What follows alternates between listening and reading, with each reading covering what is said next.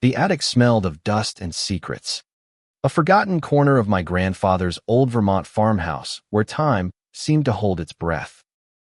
I was 24, sorting through his belongings after his passing, when my fingers brushed against a brittle envelope tucked inside a cracked leather journal.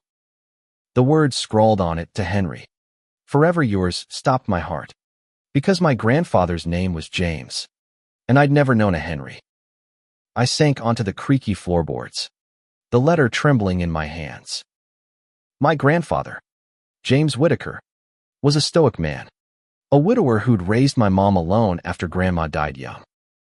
He was the kind of man who'd fix a tractor in silence and nod at church sermons, never hinting at a life beyond the one we knew. Yet here, in his slanted handwriting, was a confession of love so raw it felt like trespassing to read it. "Henry," it began, "every moment with you is a theft from a world that won't let us be." The words burned, pulling me into a story I wasn't prepared for. It was 1952, and James was 22, working as a mechanic in the small town of Coldwater, Vermont. The Korean War loomed, and the air was thick with the weight of conformity. Men were expected to marry, settle down, and keep their secrets buried. James was no different, or so he thought, until he met Henry Caldwell, a schoolteacher who'd moved to town with a quiet smile and eyes that seemed to see through people. Henry was 23, with a lean frame and a habit of quoting poetry when he thought no one was listening. They met at the town's only garage, where Henry's beat-up Ford had broken down, and James, grease-stained and guarded, offered to fix it for free. Their connection was immediate, a spark that scared them both. They'd talk late into the night, first about cars, then books, then dreams they couldn't voice anywhere else.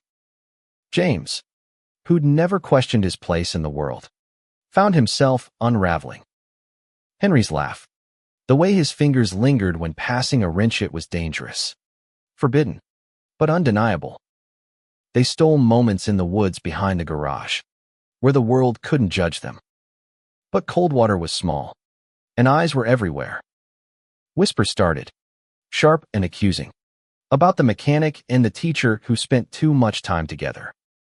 One night, under a sky heavy with stars, Henry confessed he loved James. The words were a gift and a curse, binding them closer while reminding them of the cost. James wanted to say it back, but fear choked him. He'd seen what happened to men like them: shunned, beaten, or worse. Instead, he wrote the letter I now held, pouring out everything he couldn't say aloud. "I'd give up everything for you," he wrote, "but this town would burn us alive." The letter ended abruptly, and signed, as if James couldn't bear to finish it. I clutched it, my chest tight, wondering what had happened to Henry, and why my grandfather had hidden this part of himself. The attic felt smaller now, the walls pressing in with questions. I rummaged through the journal, finding more sketches of a man with Henry's features, ticket stubs from a county fair, a pressed flower. Each piece was a fragment of a love story that never had a chance.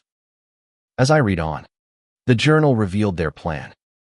Henry had heard of a city, San Francisco, where people like them could disappear into the crowd. They dreamed of running away, starting over where no one knew their names. But dreams were fragile in 1952. The town's suspicions grew louder, and James's father, a deacon at the church, confronted him. "You're throwing your life away," he'd said, his voice cold with warning. James was torn: family, duty, or Henry. The choice wasn't simple, and the journal hinted at a betrayal that broke them apart. I stopped reading, overwhelmed. My grandfather, the man who'd taught me to fish and never spoke of his youth, had carried this weight alone. I needed to know more, not just for him, but for me. The attic was just the beginning. The journal became my obsession, each page a window into James and Henry's world. I stayed in the attic past midnight, the Vermont chill seeping through the floorboards as I pieced together their story.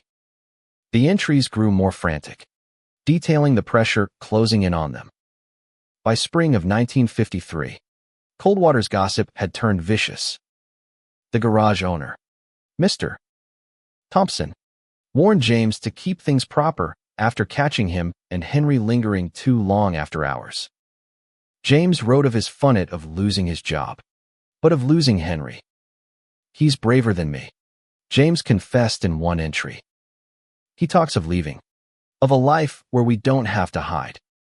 But I'm afraid I'll ruin him." Henry, it seemed, was the dreamer. He'd sketch maps of San Francisco in the margins of his lesson plans, whispering to James about jazz clubs and foggy streets where they could be free. James wanted to believe him, but Coldwater's roots ran deep. His father's disapproval was a constant shadow, and his mother, frail and devout, begged him to stay right with God. The journal described a fight where Henry pleaded, "We can't live half a life. James, come with me." James's silence was his answer, and Henry's face crumpled. One entry gutted me. James recounted a night when Henry was attacked. 3 men, faces hidden in the dark, cornered him behind the schoolhouse. They called him names I won't repeat, leaving him bruised and bloodied. James found him, cleaned his wounds, and held him as he cried. "I should have been there," James wrote. "I should have protected him." The guilt in his words was palpable, and I felt it too, imagining my grandfather's pain. The journal also revealed James's internal war. He loved Henry, but he was terrified of what it meant. He wrote of sermons that called their love a sin, of neighbors who'd stopped speaking to him. Yet, in stolen moments, Henry was his refuge. They'd meet at an abandoned barn, sharing cigarettes and dreams until dawn. "He makes me feel alive," James wrote, "but alive is dangerous." Then came the betrayal. James's father found a letter Henry had written, slipped under their door. It was bold, reckless, full of love. His father burned it, threatening to expose them both unless James ended it. Torn between love and survival, James made a choice that shattered them. He told Henry they were done, that he'd marry a girl from church to fix himself. Henry's response wasn't recorded, but the journal's next pages were blank, as if James couldn't bear to write what came next. I closed the journal, my hands shaking. The attic was silent, but I could almost hear their voices, Henry's quiet courage, James's tormented restraint. I wondered if Henry had left for San Francisco alone, or if he'd stayed, hoping James would change his mind. The thought of my grandfather living with this regret for decades broke something in me. I found a faded photograph tucked in the journal's back cover, James and Henry, laughing at the county fair, their shoulders brushing. They looked so young, so unaware of the pain ahead. I traced their faces, feeling like I was holding a piece of my grandfather's heart. The attic wasn't just a storage space, it was a vault for a life he'd buried. Morning light filtered through the attic's window, but I barely noticed. The journal was a weight in my lap, pulling me deeper into James and Henry's fractured love. I needed to know what happened after James's betrayal, how my grandfather lived with the choice that tore them apart. The next entries were sparse, written in short, jagged sentences. James described the weeks after he ended things with Henry. Coldwater felt suffocating, every glance from a neighbor laced with suspicion. He threw himself into work, fixing cars until his hands bled, trying to drown out the memory of Henry's face. I told him it was over, he wrote, but it's me who's dying. Henry didn't leave town right away. James saw him at the general store, buying supplies with a bruised jaw and hollow eyes. They didn't speak, but James noted every detail: Henry's frayed coat, the way he avoided looking at him. "He's leaving soon," James wrote. "I want to stop him, but I'm a coward." The self-loathing in his words was raw, and I ached for him, for the man who'd loved so fiercely but couldn't break free. By summer 1953, Henry was gone, James learned from a neighbor that he'd taken a bus west, likely to San Francisco. The journal described James driving to the barn where they'd met, sitting alone with a bottle of whiskey, whispering apologies to the empty air. "I should have gone with him," he wrote. "I'll carry this mistake forever." Life moved on, but James didn't. He married Ellen, a kind girl from church, not because he loved her, but because it was expected. The journal skimmed over their wedding, mentioning only Ellen's smile and his own numbness. My mother was born a year later, and James poured himself into being a father. But the entries grew darker. "I'm living someone else's life," he wrote. Henry took the real me with him. I paused, the weight of his words settling over me. My grandfather had built a life on duty, not desire, and it cost him everything. I wondered about Ellen, my grandmother, who died before I was born. Did she know? Did she sense the part of James that was always elsewhere? The journal didn't say, but it described sleepless nights where he'd stare at the ceiling, imagining Henry's life in San Francisco. Then, a new name appeared, Clara. She was Henry's sister, who stayed in Coldwater after he left. James wrote of seeing her at church, her eyes searching his for answers he couldn't give. Clara confronted him once, her voice low but fierce. "You broke him, James. He loved you." The words haunted him, and he avoided her after that. But she left him a letter years later, slipped into his toolbox. It was Henry's last message, forwarded by Clara, and it was in the journal. I turned the page, my breath catching. The letter was brief, written in Henry's elegant script. "James, I'm in San Francisco. I'm free, but not whole. If you ever change your mind, find me." It was dated 1955, 2 years after he left. James never replied, but he kept the letter, folded so tightly it was falling apart. The attic felt alive now, whispering their story. I wanted to scream at James, to shake him for letting fear win. But I also understood the 1950s weren't kind to men like them. I needed to know if Henry had found happiness, if he'd waited for James. The journal was running out of pages, but I wasn't ready for their story to end. The attic was my refuge now, a place where I could feel my grandfather's truth. The journal's pages were thinning, but each one carried more weight than the last. I read on, chasing the ghost of Henry and the man James used to be. After Henry's letter, James's entries became erratic. He wrote of trying to move forward, of loving his daughter mom but never feeling complete. Ellen noticed his distance, and their marriage grew strained. "She deserves better," he wrote. "I'm a shell, and she knows it." I felt a pang for my grandmother, caught in a life built on half-truths. James never mentioned Henry to her, but he kept every memento ticket stubs, a scarf Henry left behind, even a poem Henry had recited, scribbled in the margins. In 1957, Clara appeared again. She'd moved to a nearby town, but returned to Coldwater for a funeral. She cornered James at the garage, her eyes red from crying. "Henry's sick," she said. "He needs you." The journal didn't detail the illness, but James's panic was clear. He wanted to go to San Francisco, to see Henry, but fear held him back, fear of his father, of losing his family, of facing what he'd done. He wrote a letter to Henry, the one I'd found first, but never sent it. "I'm too late," he wrote. "Always too late." Clara's words changed something in James. He started questioning the life he'd chosen. The journal described secret trips to the library, where he read about places like San Francisco, where men could love openly, if quietly. He clipped articles about early gay rights groups, hiding them in the journal's pages.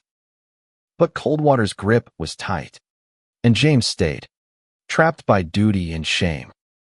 Years passed, and the entries grew sparse. My mom was growing up, and James threw himself into fatherhood, coaching her softball team and teaching her to drive. But Henry was always there, a shadow in his thoughts. In 1965, Clara sent another letter. Henry was gone. The journal didn't say how he died, but James's grief spilled onto the page. "I killed him," he wrote. "Not with my hands, but with my silence." I stopped, tears blurring the words. My grandfather's pain was a living thing, preserved in ink. I thought of Henry, alone in San Francisco, waiting for a man who never came. Did he find love again? Did he forgive James? The journal offered no answers, only James's regret. He wrote of visiting the barn where they'd met, now crumbling, and imagining Henry's voice. He kept the scarf, the poem, the letter, relics of a life he couldn't live. The attic felt heavier now, the air thick with loss. I wondered if my mom knew any of this, if she'd sensed her father's secret. I wanted to call her, to ask, but the journal wasn't done. A final entry mentioned a box, hidden under the attic floorboards, labeled Henry. My heart raced as I searched, prying up a loose board to find a small, locked tin.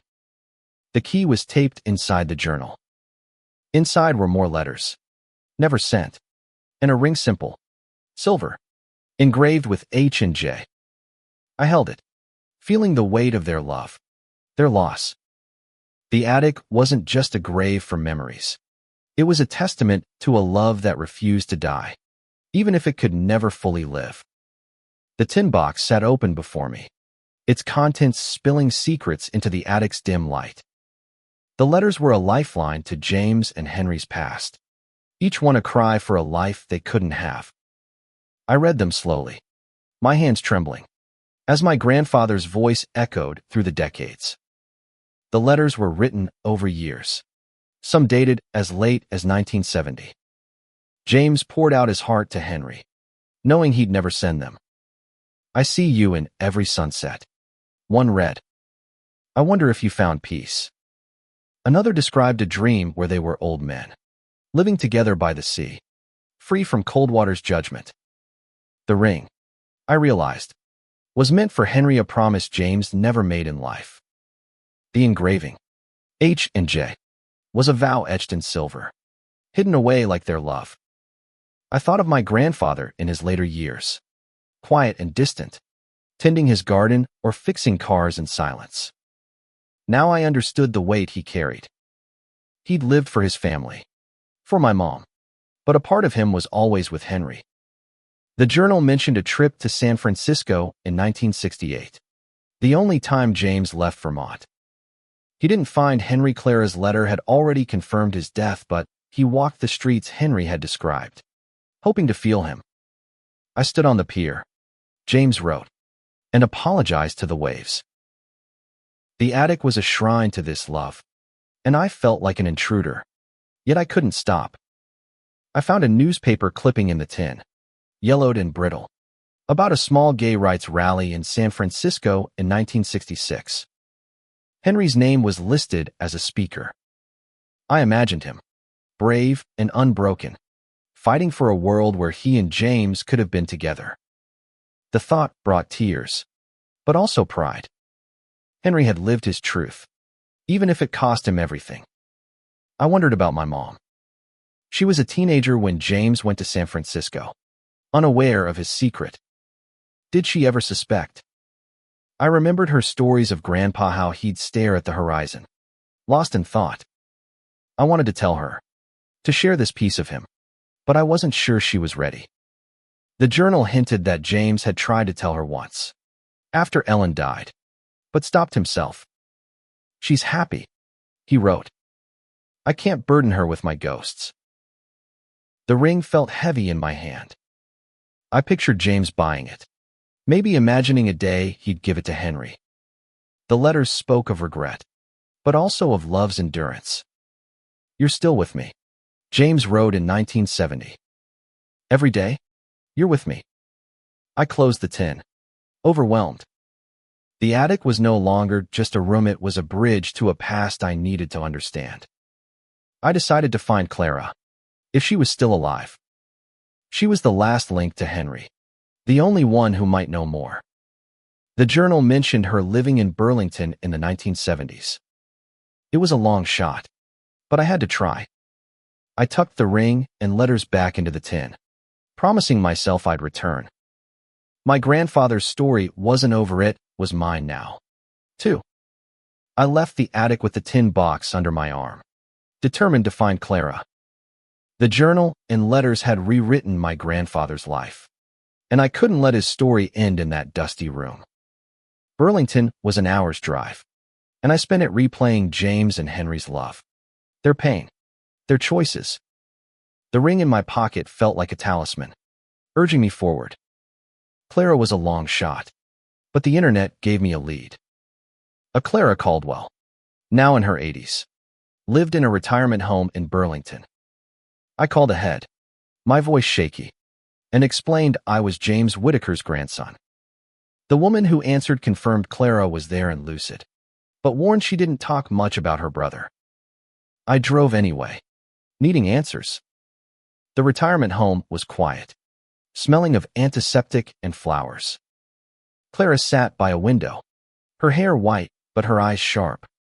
She looked at me, then at the tin, and her face softened. "You found it," she said, before I could speak. "James's secrets." I nodded, showing her the journal, the letters, the ring. Her hands trembled as she touched them, and she began to talk. Clara told me about Henry's wit, his courage, his refusal to hide who he was. After James ended things, Henry left for San Francisco, heartbroken but determined. He found a community there, men and women like him, fighting for their right to exist. He wrote to me, Clara said, about rallies, about friends. But he never stopped loving James. Henry got sick in the early 1960s, something respiratory, and died too young.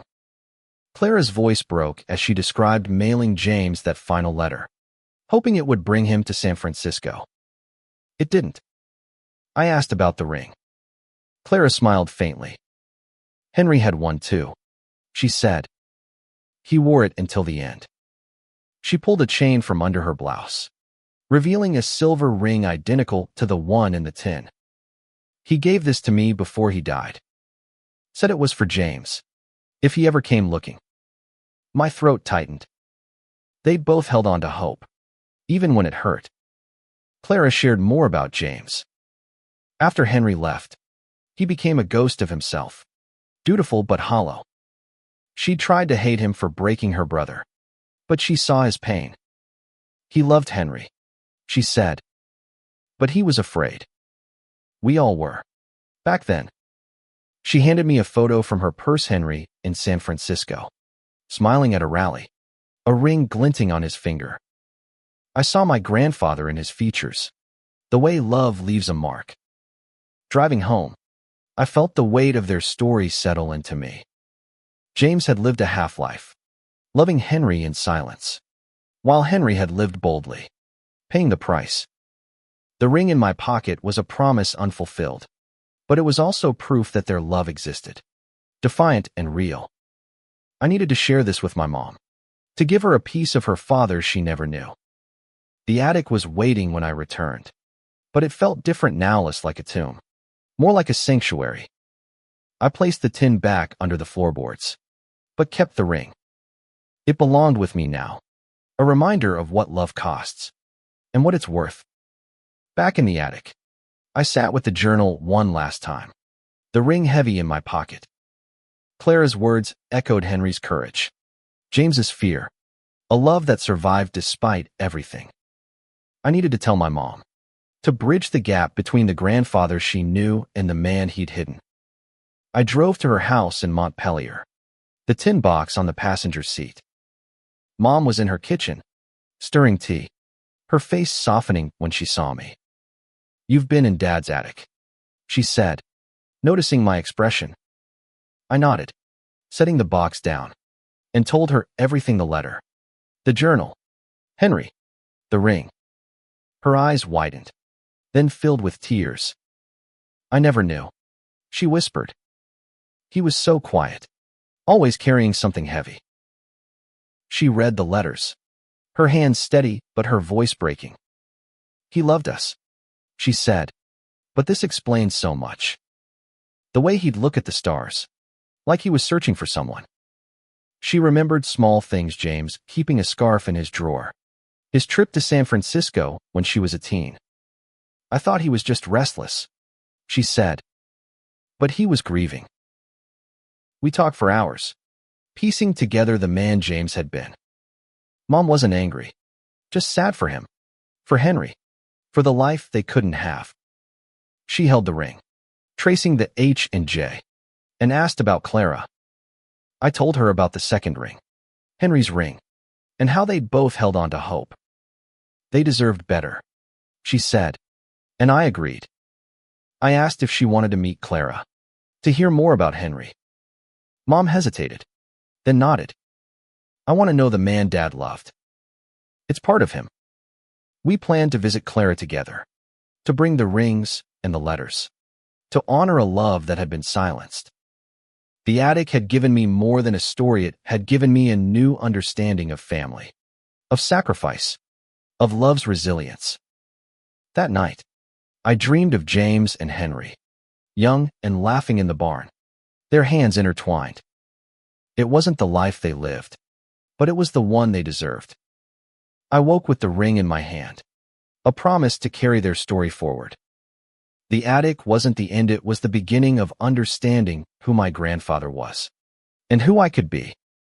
A week later, Mom and I drove to Burlington, the tin box between us. Clara welcomed us, her eyes bright despite her age. She held Mom's hand, sharing stories of Henry's love for teaching, his defiance, his unwavering love for James. She gave us Henry's ring, completing the pair. "They belong together," she said, and Mom nodded, tears falling. Back home, we decided to honor James and Henry. We framed their letters and the fair photo, placing them in Mom's living room, not hidden, but celebrated. I wore James's ring, and Mom wore Henry's, a quiet vow to keep their love alive. The attic, once a place of secrets, became a pilgrimage. I returned often, not to mourn, but to remember. Their story taught me that love, even when silenced, leaves echoes. James and Henry couldn't live their truth, but they loved fiercely, and that was enough. I shared their story with friends, with pride, hoping it would inspire others. The rings were a reminder: love is worth fighting for, no matter the cost. In the end, the attic gave me more than a letter. It gave me my grandfather's heart, and the courage to live my own truth. James and Henry's love, though hidden, was a light that never went out. And now, it was mine to carry,